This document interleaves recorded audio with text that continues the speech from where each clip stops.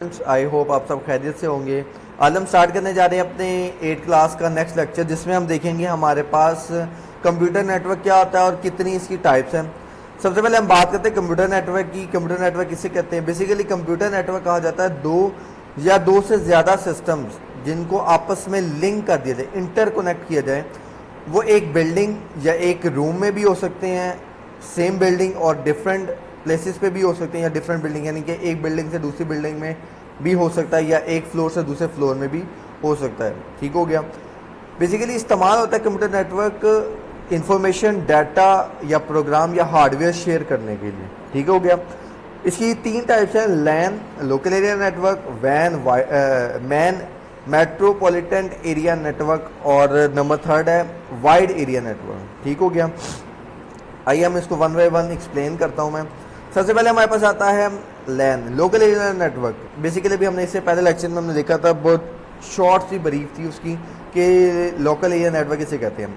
Local area network basically हमारे पास एक short area होता है जिसके अंदर हम डाटा सेंड करते हैं। एक लिमिटेड एरिया होता है, वो एक बिल्डिंग भी हो सकती है या एक फ्लोर से दूसरे फ्लोर में भी हो सकता है। लेकिन इसका ड्रॉबैक ये है कि ये बेसिकली लिमिटेड एरिया में ही है। इससे ज़्यादा इसको हम जितना ज़्यादा एक्सपैंड करें उतनी ज़्यादा हमारी कॉस्ट बढ़ जाएगी। और अगर हम बात करें मेट्रोपॉलिटन एरिया नेटवर्क, जो बेसिकली हमारे पास एक सिटी से दूसरी सिटी यानी कि एक रीजन से दूसरे रीजन के अंदर डाटा ट्रांसफ़र करने के लिए भी इस्तेमाल होता है। बेसिकली इसकी गुड एग्जांपल है हमारे पास जो हमारे घर में केबल टेलीविज़न लगा हुआ है या हमारा इंटरनेट है, ये है मेट्रोपॉलिटन एरिया के बेस्ट एग्जांपल है। ठीक हो गया। उसके बाद हम नेक्स्ट देखते हैं कि हमारे पास वैन क्या है। वैन बेसिकली हमारे पास wide area network, it is basically एक लार्ज नेटवर्क होता है। लार्ज नेटवर्क मतलब ये एक स्टेट, प्रोविंस और कंट्री, इन तीनों चीज़ों को कवर अप करता है। ठीक हो गया। आपने एक स्टेट से दूसरे स्टेट में डाटा ट्रांसफ़र करना है, एक प्रोविंस से दूसरी प्रोविंस तक डाटा सेंड करना है, या एक कंट्री से दूसरी country, all over the world basically example क्या कहते हैं इस्तेमाल होता है। और इसकी बेस्ट एग्जाम्पल हमारे पास इंटरनेट है। इंटरनेट के ऊपर हम कुछ भी सर्च करते हैं, वो ऑल ओवर द वर्ल्ड किसी भी सर्वर में या कहीं पे भी पड़ा होता है दुनिया के किसी भी कोने में, तो हमें विद इन नैनो सेकेंड हमारे सामने वो चीज़ शो हो जाती है। अच्छा जी, उसके बाद नेक्स्ट हम देखते हैं क्वेश्चन नंबर 2 है हमारा।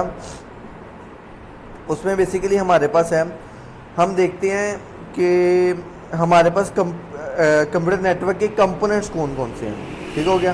बेसिकली हमारे पास कंप्यूटर नेटवर्क के कंपोनेंट्स है sending device, receiving device, communication device, transmission medium. आइए हम वन बाय वन एक्सप्लेन करते हैं इनको।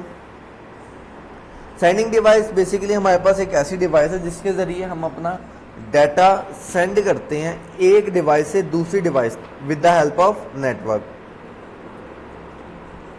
उसके बाद बेसिकली सेंडिंग डिवाइस को हम इस्तेमाल करने का पर्पज़ ये है कि हम एक जगह से दूसरी जगह डाटा को सेंड कर सकें। ठीक हो गया।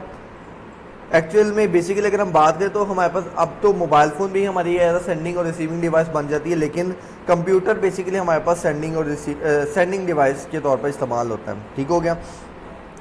रिसीविंग डिवाइस की अगर हम बात करें तो जो सेंड किया होता है डाटा, किसी ने भी वो डाटा किसी भी लोकेशन से सेंड किया हो, वो हम यहाँ पे रिसीव करते हैं रिसीविंग डिवाइस के थ्रू। ऐसा कभी नहीं हुआ कि हम डाटा अपना रिसीविंग डिवाइस ने हमारा डाटा रिसीव ही ना किया हो, ऐसा कभी भी नहीं हुआ। वो हमारा, अब इसके अंदर अगर रिसीविंग डिवाइस की बात करें तो ज़रूरी नहीं कि सिर्फ कंप्यूटर हमारा रिसीविंग डिवाइस है। प्रिंटर, स्टोरेज डिवाइसेस और भी मल्टीपल डिवाइसेस हमारी रिसीविंग डिवाइस हो सकती हैं with the sake of time. अच्छा जी, उसके बाद अगर हम बात करें कम्युनिकेशन डिवाइस की, तो कम्युनिकेशन डिवाइस बेसिकली दो या दो से ज़्यादा कंप्यूटर की आपस में कम्युनिकेशन है। Data sending device, data send करना और रिसीव करना को बेसिकली कम्युनिकेशन डिवाइस की कोई मीडियम होता है या बीच में एक डिवाइस होती है जो इस्तेमाल होती है दो कंप्यूटर या दो से ज़्यादा कंप्यूटर को एक दूसरे के साथ लिंक करने के लिए। ठीक हो गया। इसकी बेस्ट एग्जांपल मॉडम है, जो हमारे घर में इंटरनेट के मॉडम्स लगे होते हैं। उसके बाद हम बात करें ट्रांसमिशन मीडिया की। ट्रांसमिशन मीडिया बेसिकली एक मीडियम होता है, एक चैनल होता है जिसके ज़रिए हम डाटा सेंड करते हैं एक, या इंफॉर्मेशन सेंड करते हैं एक जगह से दूसरी जगह पे। वो वायर के थ्रू भी हो सकती है, वो वायरलेस भी हो सकती है। ठीक हो गया। वायर के थ्रू होगी तो उसकी कॉस्ट उसके लिहाज से होगी, जितना बड़ा नेटवर्क होगा, और वायरलेस होगी तो उसकी कॉस्ट एक एफिशिएंट मेथड, कॉस्ट तो होगी लेकिन बेसिकली एक एफिशिएंट मेथड है। और अगर हम बात करते हैं वायरलेस